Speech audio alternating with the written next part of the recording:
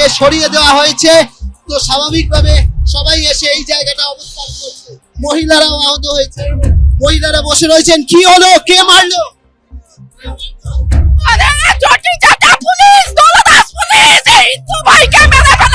হিন্দু নিধন যজ্ঞ চলছে বাংলাদেশে, তার যদি প্রতিবাদ করতে এসে পশ্চিমবঙ্গের পুলিশ এভাবে আক্রমণ করে, অত্যন্ত নিন্দাজনক ব্যাপার। এই মুহূর্তে শরদ সিংকে আমরা দেখতে পাচ্ছি যে তাকে এখানে গ্রেফতার করা হয়েছে।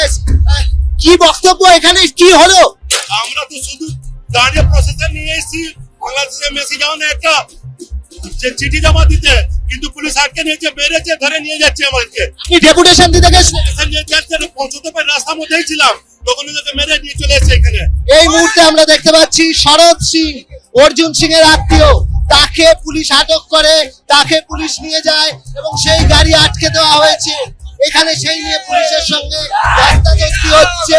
হিন্দু জাগরণ মঞ্চের যারা রয়েছেন তারা এখানে আবার বিক্ষোভ শুরু করেছেন এবং এবং এবং পুলিশ চাইছে যে শরদ সিং বিজেপির অন্যতম একটা মুখ এবং তিনি হচ্ছেন কিন্তু আজকের এই হিন্দু জাগরণের যে মিছিল সেখানে ছিলেন এবং তাকে কিন্তু এই মুহূর্তে পুলিশের গাড়ির ওপর গেরুয়া ধ্বজ নিয়ে উঠে গিয়েছেন এই হিন্দু জাগরণের যারা কর্মী সমর্থকরা। এখান থেকে যাদেরকে আটক করা হয়েছে তাদেরকে এই মুহূর্তে লালবাজারে নিয়ে